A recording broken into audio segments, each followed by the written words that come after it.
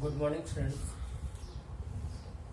हम पढ़ रहे थे समांतर प्लेट संधारित्र के बारे में और इसका हम पढ़ चुके थे और इसका अपन पहला इसकी विशेषता पढ़ रहे थे और विशेषता के अंदर अपने एक पार्ट पढ़ लिया था कि इन प्लेटों के बीच में क्या भरा हो, उस पूरी प्लेट के पूरे एरिया के अंदर क्या भरा हो, कोई ना कोई मीडियम भरा हो और वो मीडियम बने कितना लिया था, एप्सिलॉन आर पैरामीटर का मीडियम लिया था।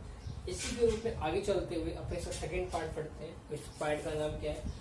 समांतर प्लेट संधारित्र की धारिता जब प्लेटों के मध्य माध्यम आंशिक रूप से भरा हुआ हो, यानी जिस पहले वाले किस पर ने क्या लिया था, ये लिया था कि पूरी जगह में क्या भर दिया अपने एप्सिलॉन आर पैरामीटर का माध्यम भर दिया। लेकिन इस बार बेटा अपने ऐसा नहीं किया है। अपने क्या किया, पूरी दूरी कितनी डी, इस पूरी दूरी डी के अंदर मैं पार्ट काट लिया, एक छोटी सी जगह डी के अंदर छोटी जगह टी, ये दूरी कितनी टी, टी बेटा यहाँ पे समय नहीं है, टी एक दूरी मानी मैंने, टी दूरी को कंसिडर किया है। इस टी मोटाई की है, टी दूरी की पट्टिका ली और ये पट्टिका क्या है, कितना माध्यम है इसका, एप्सिलॉन आर पैरामीटर की एक माध्यम भर दिया। इस टी दूरी के अंदर एप्सिलॉन आर पैरामीटर का माध्यम भर दिया। इस डी में से मैं टी को माइनस कर दूं तो क्या बचेगा, डी माइनस टी बचेगा ना।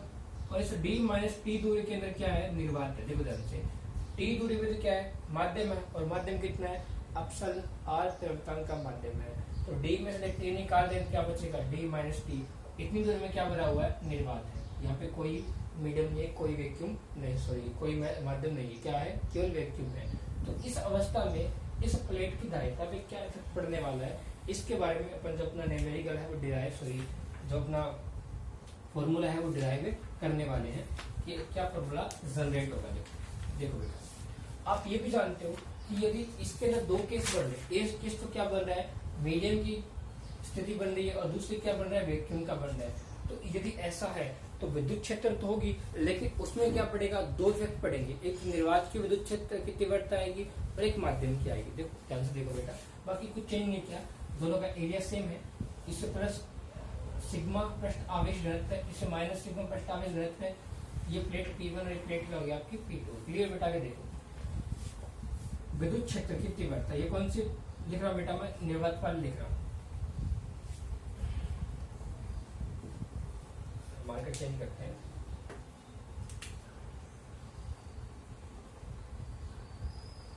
इसमें बेटा ये निर्वात में निकाल रहे हैं, कितना आएगा इसका वैल्यू, अपन जानते हैं Q divide by A epsilon not. ये किसमें आएगा, निर्वात की अवस्था में। क्वेश्चन नंबर कितने बन गया आपकी, 1 बन गई। माध्यम में क्या आएगा, माध्यम अपन जानते हैं ये बनेगा माध्यम, माध्यम की अवस्था में का मान कितना बनेगा, Q divide by A epsilon naught into epsilon R. Question number कितनी बन जाएगी आपकी, 2 नंबर की क्वेश्चन बन जाएगी। यानी ये विद्युत क्षेत्र आपका निर्वात में और एक इसमें दिया हुआ है माध्यम में दिया हुआ है। अब बात करते हैं किसकी, विद्युत विभव की बात करते हैं। विभव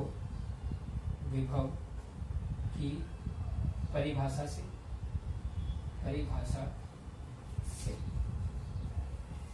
क्लियर हो बेटा। तो क्या बनेगा, B बराबर E। इस बार मैंने D की दो पार्टी कर दी, मैंने क्या लिखा, इस बार इसका लिख दिया मैंने बेटा E प्लस में D माइनस टी। ये चाहो तो आप लिख सकते हो यहाँ पे से, चूंकि D बराबर T plus D minus T, तो minus T plus T cancel out, D answer आएगा। तो मैंने मान लिया एक बार के लिए D की वैल्यू कितनी मान ली, T प्लस D। ऐसा मैंने क्यों माना, ऐसा इसलिए बेटा माना मैंने कि T दूरी पे तो क्या है, माध्यम है, और D माइनस टी यानी इतनी दूरी पे क्या भरा हुआ है, निर्वात भरा हुआ है। तो अपन अलग स्थिति में क्या निकालने वाले हैं, इसका योग का मान निकालने वाले। देखो जैसे, तो V का मान कितना है बेटा, V का मान आएगा E इंटू टी। अब देखो T दूरी पे क्या है, माध्यम है, तो विद्युत क्षेत्र किसका आने वाला है, माध्यम का आने वाला है। फिर यहाँ पे आ जाएगा माध्यम प्लस, अब ये E जो है इस वाले टर्म से मल्टीप्लाई होगा, पहले इससे किया, इससे क्या बनेगा, E इंटू क्या बनेगा, D माइनस में T। लेकिन D माइनस टी कौन सी दूरी है, निर्वात वाली दूरी है, तो विद्युत क्षेत्र कौन सा आएगा, निर्वात वाला आएगा। ये बन जाएगा निर्वात वाला विद्युत क्षेत्र। अब कुछ नहीं करना बेटा, अपन माध्यम वाला और निर्वात वाले की वैल्यू पुट कर देंगे, बाकी अपने कुछ चेंज नहीं करना है। तो यहाँ से योग का मान बनेगा आपका V बराबर E, माध्यम का मान कितना बेटा, ये दिया होगा, ये दिया होगा आपका Q divide by A epsilon not into epsilon R plus E निर्वात का मान कितना है Q divide by A epsilon not into में क्या बच गया डी माइनस में टी। देखो इस क्रम में क्या चीज कॉमन आ रही है, इन दोनों में कॉमन आ रहा है बेटा Q divide by A epsilon not, दोनों के अंदर क्या आ रहा है कॉमन आ रहा है, तो अपन कॉमन ले लेते हैं। तो नेक्स्ट में क्या बचेगा बी का मान अपने पास आ जाएगा बेटा, मैंने कॉमन लिया Q divide by A epsilon not, तो अंदर क्या बचा, अंदर बचा बेटा यहाँ पे कितना बचेगा 1 बाई एप्सिलॉन आर बचेगा, यहाँ बचेगा 1 बाई एप्सिलॉन आर, और यहाँ क्या बचेगा बेटा, यहाँ बचेगा D minus T, D minus T. Equation number देखो कितने हो गए, 2 गई ना, इसको बोलते हैं इक्वेशन नंबर 3 बोल देते हैं। ये किसका मान आ गया, विभव का मान आ गया। अब हम देखते हैं धारिता का मान में क्या चेंज है, धारिता क्या होती है बेटा, तो जानते हैं चूंकि सी का मान कितना होता है Q divide by V, V क्या विभव, क्यू क्या है आवेश। इक्वेशन नंबर कितने बोल देते हैं, इसको 4 बोल देते हैं, और इक्वेशन नंबर 3 और 4 दोनों को सोल्व करेंगे तो सी का मान कितना आने वाला है, धारिता में क्या फर्क पड़ेगा बेटा, सी का मान अपने पास आएगा क्यू का तो क्यू नो चेंज, और वी का मान कितना ये दिया हुआ Q divide by A epsilon not into में 1 by epsilon R plus D minus T. तो क्यू से क्यू क्या हुआ बेटा आपका कैंसिल आउट हो गया, तो सी का मान कितना है देखो, सी बराबर ए एप्सिलॉन नॉट बजाय मल्टीप्लाई हो जाए तो क्या बेटा A epsilon naught divide by 1 by epsilon R plus D minus का टी। ये किसका मान आया बेटा, ये मान आपका आ गया, सॉरी एक मिस्टेक हो गया, यहाँ पे तो टी मल्टीप्लाई में वो लगाना भूल गया टी, यहाँ पे भी कितना आएगा आपका टी आएगा, यहाँ पे भी टी आएगा बेटा, और यहाँ पे भी कितना आ जाएगा टी आ जाएगा, ठीक है टी टी आ जाएगा, बाकी कुछ नहीं, बाकी सारा सही है, ठीक है। तो ये किसकी तीव्रता धारिता गई, जब प्लेटों के बीच में टी दूरी पे क्या बना हो एप्सिलॉन आर परिवर्तन का माध्यम बना हो, और डी माइनस टी दूरी पे क्या बना हो निर्वात हो, तो उस अवस्था में धारिता का मान कितना होगा, सी बराबर A epsilon naught divide by T divide by epsilon R plus D minus T, ठीक है ओके बेटा। इसका नेक्स्ट पार्ट है, अभी अपन ने क्या माना कि इस टी दूरी के अंदर एप्सिलॉन आर परिवर्तन का पदार्थ बना है। नेक्स्ट स्टेप पे अपन क्या पढ़ने वाले हैं, ये पढ़ने वाले हैं कि इस एप्सिलॉन आर यानी अपन ने एक ही माध्यम लिया, इस पर अपन अलग अलग माध्यम लेने वाले हैं, ओके।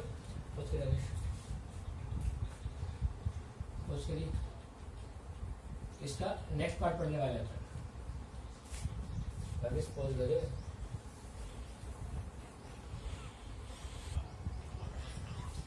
ओके बेटा।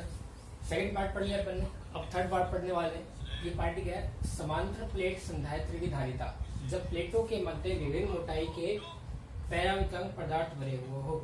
इस बार अपन क्या लेने वाले हैं, इस पूरी दूरी डी के अंदर अपन अलग अलग माध्यम के क्या रखेंगे पदार्थ रखेंगे, यानी पूरी दूरी में कहीं निर्वात नहीं होगा, कहीं वैक्यूम नहीं होगा, पूरी दूरी में माध्यम भरा हुआ होगा, लेकिन उन पदार्थों का माध्यम क्या नहीं होगा समान नहीं होगा, उन सबका पदार्थ का माध्यम क्या होगा अलग अलग होगा। कंसिडर करते बैठ देखो, मैंने बोला कि यहाँ से लेके यहाँ तक अलग अलग मोटाई के पदार्थ रखे, इस पदार्थ की मोटाई T1, इसकी T2, इसकी T3, इससे डॉट इसकी कितनी है Tn, यानी n पदार्थ भरे हुए तब भी कोई दिक्कत वाली बात नहीं है। ये पदार्थ कितना मान लिया n मान लिया। इस पदार्थ का पैरावृत्तांक कितना है एप्सिलॉन r1, इसका एप्सिलॉन r2, और T3 वाला कितना है एप्सिलॉन r3, और Tn वाले का कितना है एप्सिलॉन rn। बाकी कोई चीज नहीं है, एरिया सेम है, प्लस सिग्मा पृष्ठ आवेश घनत्व है माइनस सिग्मा पृष्ठ आवेश घनत्व है। ये प्लेट P1 तो ये प्लेट क्या हो गई आपकी P2, बाकी बेटा कुछ चेंज नहीं किया। तो ऐसा करने से अपन धारिता भी क्या फिर पढ़ने वाला है वो अपन पढ़ने वाले हैं। उससे पहले ध्यान से इस पूरी दूरी के अंदर ये इस पूरी दूरी D को अपन ने किस पार्ट में डिवाइड कर दिया T1, T2, T3। तो अपन यहाँ से एक बात कंसिडर कर सकते हैं, क्या कंसिडर करते हैं, पहले बात करते हैं किसकी विद्युत क्षेत्र की बात करते हैं। तो देखो अलग अलग माध्यम की स्थिति में विद्युत क्षेत्र का मान भी क्या आएगा अलग अलग आएगा। तो मान लेते हैं कि एप्सिलॉन r1 के कारण विद्युत क्षेत्र कितना होगा E1, एप्सिलॉन r2 के कारण कितना होगा E2, और एप्सिलॉन r3 के कारण कितना होगा E3। तो कुल विद्युत क्षेत्र कितना होगा, कुल विद्युत क्षेत्र, कुल विद्युत क्षेत्र इसका मान कितना पड़ेगा बेटा E बराबर E1 plus E2 plus E3 plus dot dot plus E N. ये क्या आ गया, कुल विद्युत क्षेत्र का मान अपने पास बेटा आ चुका है। ओके, और आप चाहो तो लिख सकते हो, क्या आप जानते हो, चूंकि E1 का मान कितना बड़ा है बेटा, E1 का मान बड़ा है Q divide by A epsilon naught into epsilon R1। ये तो आप पढ़ चुके हैं ना, पहले माध्यम एप्सिलॉन R तो एप्सिलॉन R आ गया, पहले पदार्थ के लिए epsilon R1 epsilon R, E1 का मान तो epsilon R Q upon A epsilon naught into R1 आएगा, और E2 का मान कितना है बेटा, E2 का मान आपके पास आ जाएगा Q divide by A epsilon naught into epsilon R2। इसी प्रकार E3 का मान कितना आएगा, E3 का मान आ जाएगा Q divide by A epsilon naught into epsilon R3, और लास्ट En का मान कितना आएगा, Q divide by A epsilon naught into epsilon Rn बन जाएगा। यानी ये किसका मान आएगा, E1, E2, E3 और En के मान आ जाएंगे। ठीक है, ये मान अपन जब जरूरत होगी तो इस क्वेश्चन नंबर को फिर कर ले। क्वेश्चन नंबर कितने बेटा आपकी 1 नंबर इक्वेशन हो चुकी है। क्लियर हुई बात बेटा, ये सब E1, E2, E3 और En के मान है, याद रखने बाद में इसकी जरूरत पड़ेगी। ठीक है, अब दूसरी बात क्या बेटा, दूसरी बात ये कि मैं इस पूरी दूरी D को पार्ट में डिवाइड कर रहा हूँ, और किस पार्ट में, T के पार्ट में डिवाइड कर रहा हूँ, तो अपन बोल सकते हैं चूंकि D इक्वल टू क्या बन गया, T1 plus T2 plus T3 plus dot dot plus Tn, इन सभी भागों में इसको बेटा डिवाइड कर दिया। फिर इन सबको जब जोड़ोगे आप, T1 को, T2 को, T3 को, Tn को, तो ये पूरी दूरी कितनी बन जाएगी बेटा आपकी, D दूरी बन जाएगी। ठीक है, ओके, बात क्लियर हुई बेटा, आपकी बात समझ में आई। ओके, और आप ये भी जानते हो, अब विभव का मान पढ़ने वाले हैं, क्या आने वाला, विभव पोटेंशियल कंसीडर करने वाले हैं। इस T1 पदार्थ के कारण विभव का मान कितना आएगा, V1, T2 वाले कारण कितना आएगा, विभव का मान V2 आएगा, इसके कारण कितना आएगा V3, इसके कारण कितना आएगा Vn आने वाला है। तो चाहो तो आप क्या बनेगा, V का मान बनेगा बेटा V equal to V1 plus में V2 प्लस में V3 plus dot dot plus Vn। Question number कितनी बन गई आपकी, 3 नंबर इक्वेशन बन चुकी है। ओके, बात हुई क्लियर, यानी इसके कारण विभव बनेगा अलग, इसके कारण विभव अलग बनेगा, इसके कारण यानी R1 के कारण V1, R2 के कारण V2, R3 के कारण V3 और Rn के कारण क्या बन जाएगा, Vn बन जाएगा। और आप इजिली ये भी जानते हो बेटा कि Vn का मान, what is Vn, Vn is nothing, क्या बनेगा, V इक्वल टू V1 का मान अब जानते हो, क्या जानते हो कि सर V इक्वल टू आप हमेशा करते आ रहे हो E डॉट D, ऐसे करते आ रहे हो ना, दिखाई नहीं दे रहा होता है, वापस लिख देता हूँ, V equal to E dot D, ऐसे करते हैं ना अपन। तो यहाँ पे E क्या होती है, विद्युत क्षेत्र की तीव्रता, और D क्या होती है, दोनों के बीच की दूरी। ठीक है, तो अपन इस बार किसका मान निकालने वाले हैं, V1 का। तो V1 का मान कितना आएगा, यदि विभव का मान 1 में है तो तीव्रता का मान किसमें आएगा, 1 में, तो इसका मान क्या बनेगा, E1 डिवाइड में दूरी होती है, तो दूरी D तो है नहीं, पहले दूरी कितनी बनेगी, T1। तो अपन यहाँ पे ये भी लिख सकते हैं बेटा कि क्या, कि E1 लिख सकते बेटा ऐसा अपन कि V1 का मान क्या बनेगा, E1 into T1 plus V2 का मान क्या बनेगा, E2 into T2 plus V3 का मान क्या बनेगा, E3 into T3 plus dot dot plus इसका मान क्या बनेगा, En इंटू में Tn। इक्वेशन नंबर कितनी बन गई आपकी, 4 नंबर इक्वेशन बन गई। बाकी अपन ने कुछ भी चेंज नहीं किया यहाँ कहीं भी। अब देखो, अब क्या कर रहे हैं, नेक्स्ट स्टेप के अंदर अपन कुछ नहीं कर रहे, बस E1, E2, E3 इन सब के मान पुट करने वाले हैं। ऐसा करने से अपने इक्वेशन में क्या चेंजेस आएगा वो देखो ध्यान से। पहले सबको पुट करें बेटा, V का मान कितना बनेगा, E1 का मान तो ये दिया हुआ, कितना है इसका मान, Q divide by A epsilon naught into epsilon R, क्या बनेगा, Q divide by A epsilon naught into epsilon R1 multiply by T1 plus epsilon E2 का मान कितना बनेगा, Q divide by A epsilon naught into epsilon R2 into T2 plus E3 का मान कितना बनेगा, Q divide by A epsilon naught into epsilon R3 into T3 plus dot dot plus En का मान कितना बनेगा, Q divide by A epsilon naught into epsilon Rn, और यहाँ पे क्या बन जाएगा आपका, Tn बन जाएगा। क्वेश्चन नंबर कितनी कर देंगे, 5 कर देंगे। अपन ने कुछ नहीं किया बेटे, क्वेश्चन नंबर 4 के अंदर E1 E2 E3 ये जो मान है ना इक्वेशन नंबर 4 के अंदर पुट कर दिया, तो इक्वेशन नंबर 5 क्या बन गई, ये वाली इक्वेशन अपने पास बन के आ चुकी है। ठीक है, इन सब में क्या चीज कॉमन आ रही है, इन सब में बेटा एक ही चीज कॉमन आ रही है, क्या कॉमन आ रही है, Q divide by A epsilon not, इस पूरे टर्म में कॉमन आ रहा है, तो अपन कॉमन ले लेते हैं। ऐसा करने से V का मान क्या बनने वाला है, V का मान बनेगा कॉमन ले मैंने Q divide by A epsilon not, अंदर क्या बचा, अंदर बचा यहाँ पे तो बचेगा T1 divide by epsilon R1,